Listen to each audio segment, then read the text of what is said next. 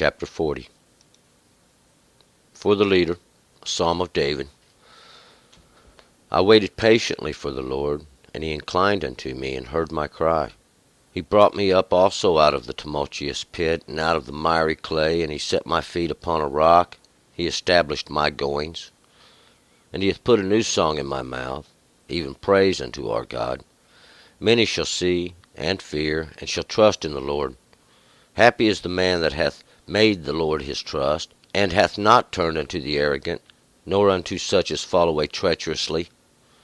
Many things have you done, O Lord my God, even your wonderful works, and your thoughts toward us. There is none to be compared unto you. If I would declare and speak of them, they are more than can be told. Sacrifice and meal offerings you have no delight in. Mine ears have you opened. Burnt offerings and sin offerings have you not required. Then said I, Lo, I am come with the roll of the book which is prescribed for me.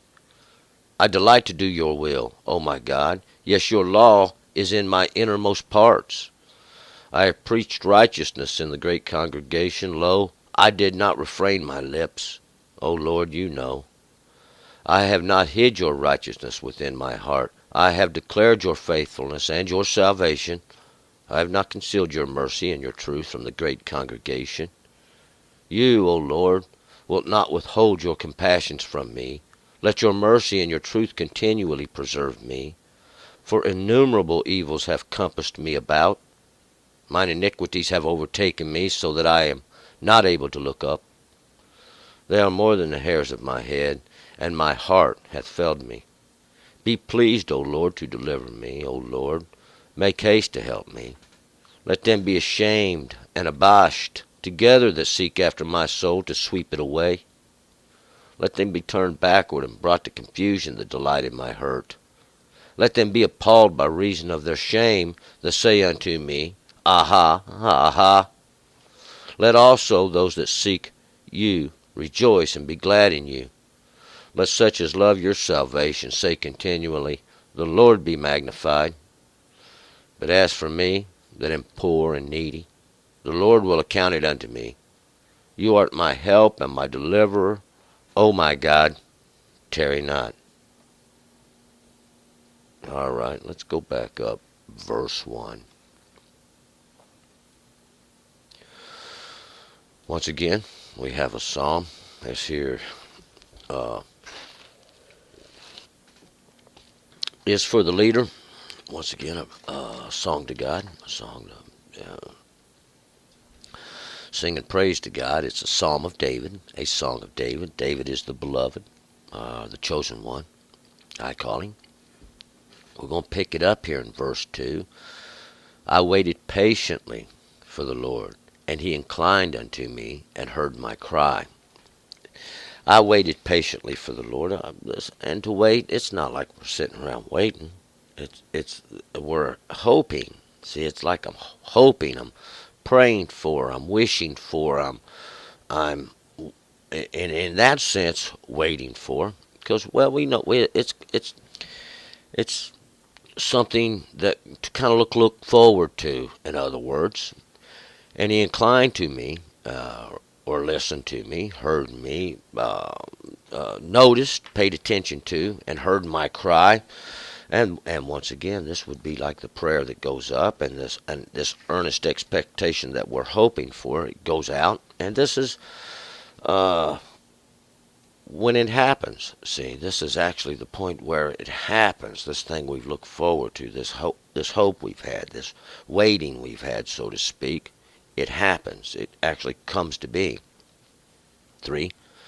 He brought me up also out of the tumultuous pit and the miry clay, and he set my feet upon a rock, and he established my goings. He brought me up also out of the tumultuous pit, or this troubled pit, and that Sheol, we could say. It's the place of the grave. It's the death. See where sin is.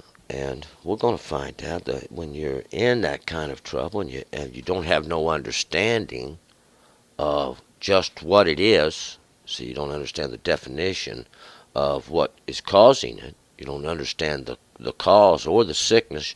You can't find a cure. But God has the cure, see. And out of the miry clay, this is where you can't walk. Your feet, you keep sinking down into the muck.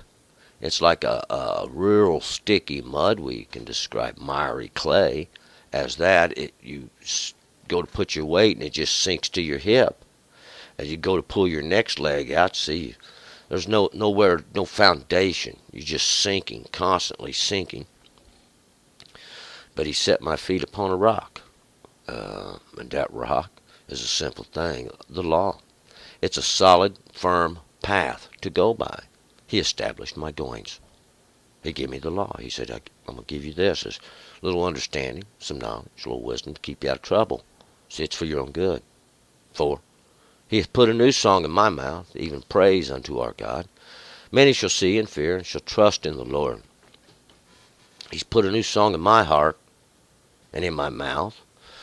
Or put a new song in my mouth.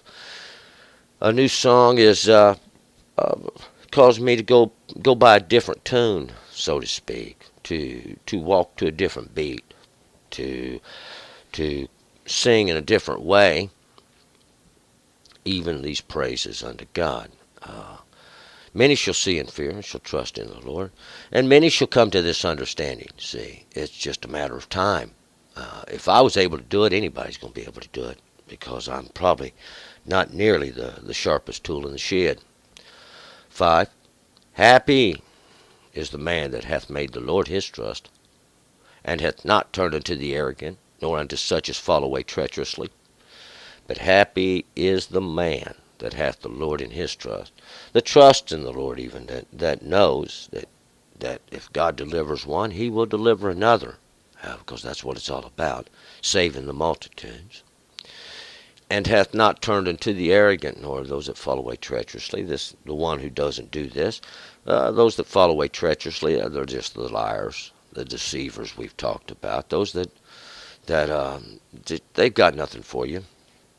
They're not going to help you. They're only going to take from you. They have nothing to give you, actually, but to take is all they want something. That's all they are. These are the arrogant. The arrogant are the proud. We could say proud. I think King James Version says proud. Those that exalt themselves above other people. Well, this word here is Rahab. Says it's the only place it's ever used in the whole book. But what these are those that are the proud, the defiant, the ones who always lifting themselves up against somebody else. They're defying the law of God and acting boastful against others. We'll find God said, don't do that. 6. Many things have you done, O Lord my God, even your wonderful works and your thoughts toward us.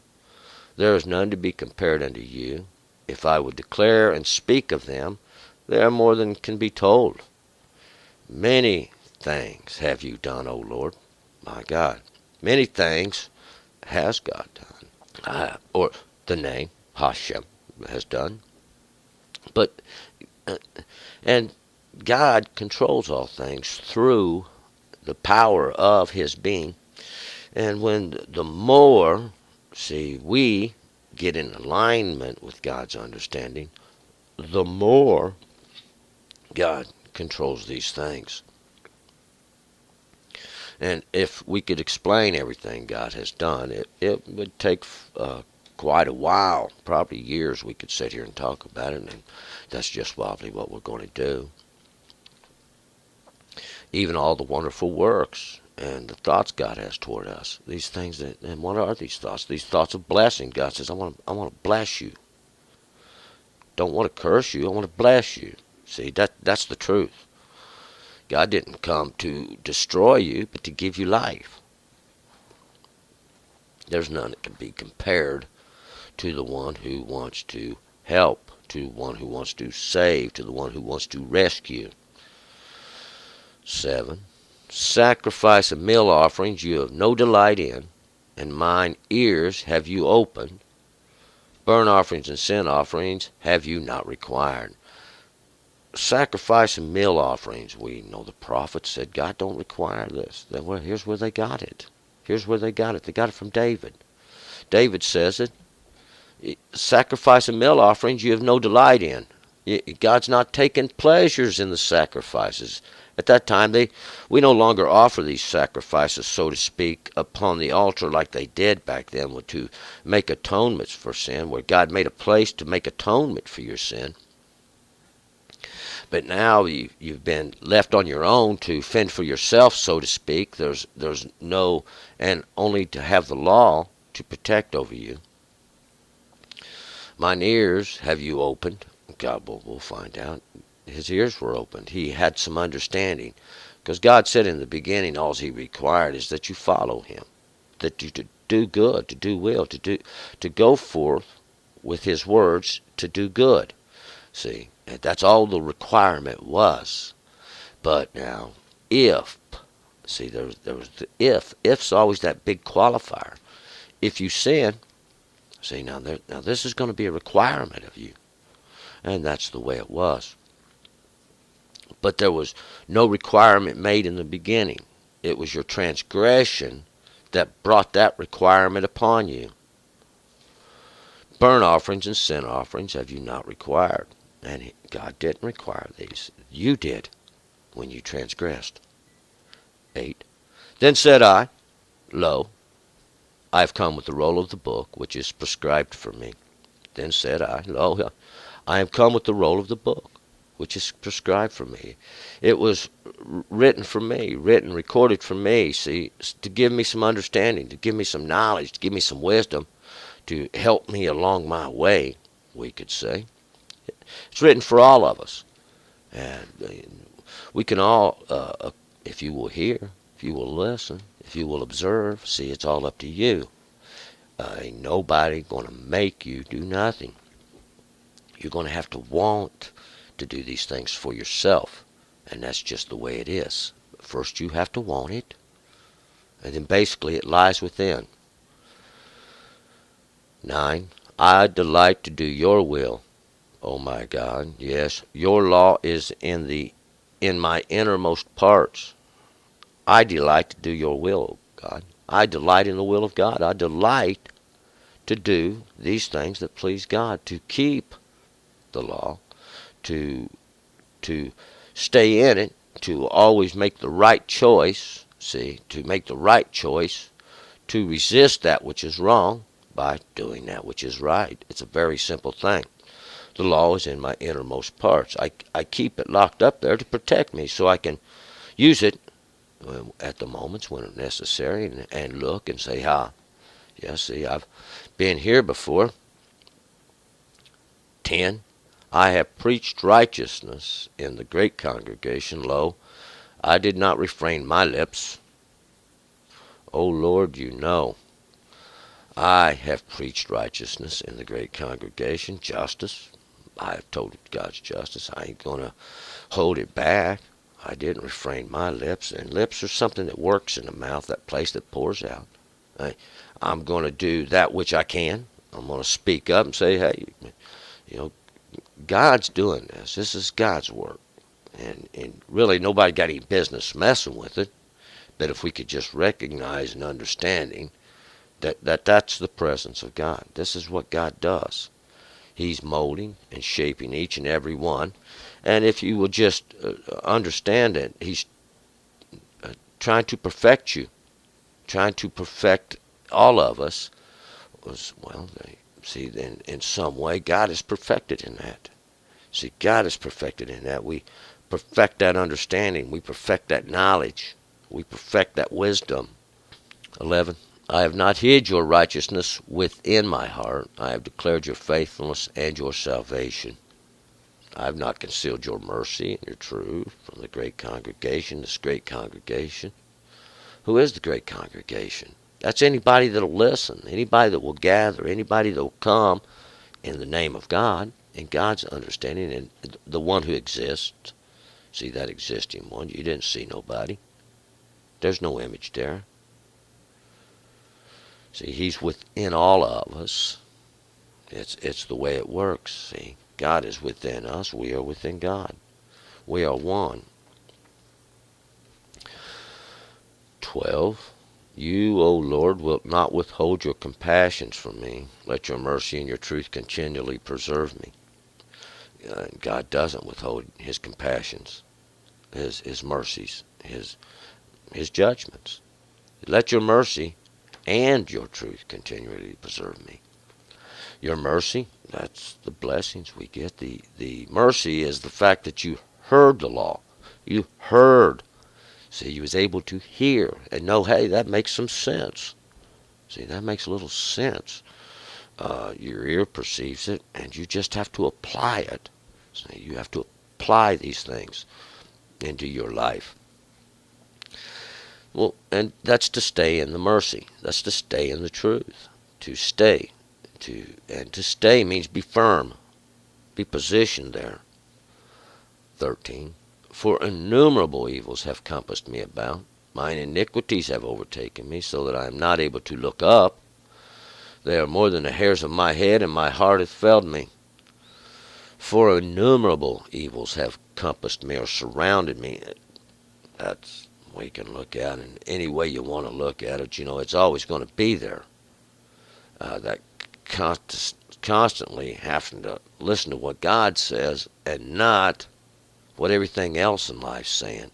To resist. It's a resistance. To have to resist these things. But mine iniquities have overtaken me.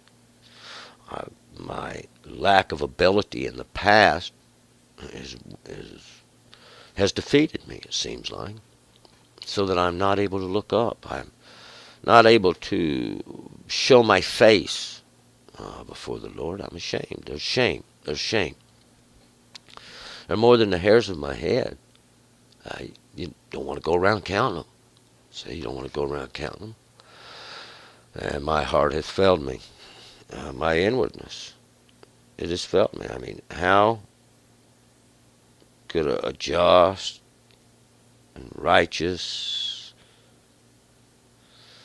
one such as God even allow me to have knowledge, or even allow me to have understanding? Oh, it's mercy. 14. Be pleased, O Lord, to deliver me. O Lord, make haste to help me. Be pleased to deliver me. Well, we'll find out. I take refuge in God. I'll take refuge in his law and in his mercy that he showed me. And cry to him and say, deliver me here, even under your judgment, and make haste to help me, or to give me some support. Cause me to understand. Give me some knowledge. Give me some wisdom. That's support right there. A little something where I can stand. Of course, we find out that was the rock out of the miry clay. That is a place to stand. It's the law. 15. Let them be ashamed and abashed together that seek after my soul to sweep it away. Let them be turned backward and brought to confusion that delight in my hurt. Now let them be ashamed and abashed together. See, ashamed. And this abashed, actually to even show that shame. And it's to be caught in your this deed. See, this deed, to be caught in the deed.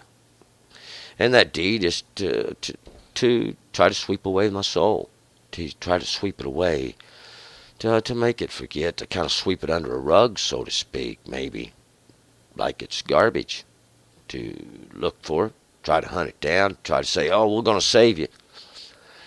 God's going to save me by making myself agreeable to him, by making myself pleasurable to him, by making him delight in me, by keeping his law, by keeping his ordinances, his statutes. Let them be turned back. Let them be confused and brought to it. We'll find out that's exactly what God did. And everybody who don't keep the law, they are in confusion. They are in the lack of understanding. They don't have their knowledge, and they don't have their wisdom. We'll find out. Maybe God didn't give it to everybody in the beginning. maybe he's expecting some of us that have it to kind of spread it around a little bit, to try to teach those and instruct those in case, unless they sin, unless they fall and tempt you. Let them be appalled, 16, by reason of their shame, that they say unto me, Aha, aha. Let them be appalled by reason of their shame. Make their own sin come up. They'll see their own sin. Because in the end we'll find out that they are the ones who are causing it. They're tempting it. They say, Aha, aha, we've got you. We see your sin. But they never look at themselves. They never see their own. 17. Let all those that seek you rejoice and be glad in you. Let such as love your salvation say continually, the Lord be magnified. Let all those that seek God, that seek Hashem, the name, the existing one, the one who does exist within us all. Rejoice and be glad. Let them be glad in that. Let them be glad in God's salvation. Let them love God's salvation. We'll find out. God give it to you. He give you the way. He give you the way in the beginning. He said, this is the way. To keep my law, to perfect understanding. See, to perfect it. To cause it to be. Would be the perfection of it. And to take it out of that dream state and make it reality. To accomplish it. 18. But as for me, that am poor and needy, the Lord will account it unto me. You art my help and my deliverer. O my God, tarry not. As for me, and David, at that time, David was a king. David wasn't poor. David wasn't needy. So what's he talking about? Poor and needy.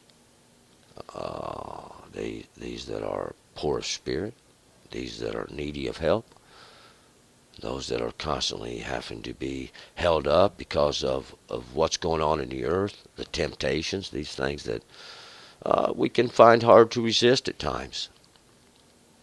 And it could be anything. It could be anything. It doesn't have to be anything immoral. It doesn't have to be that evil, great wickedness that we understand. Oh, it can be something sweet and innocent in its appearance. But it doesn't matter because it could lead to wickedness. This is what happens. We have to be constantly aware of the Word of God. Constantly remembering, listening to what He said to warn us, to give us this help. We know that He is our deliverer. Deliverer means this, and already given us everything that we need to be delivered. Deliverer is like a way out of disaster, a path out of a burning building. See, to be saved, something to grasp when you're drowning, anything that we want to look at like that. No, that's what God is. He is the deliverer. He is the way out. He is that path. He is that we grasp to when we're drowning. See, He is, and He is my God. And He will not tarry. We'll find out. God is quick to help us. Quick to help us when we call. We're going to move forward. Psalms 41. Turn and return.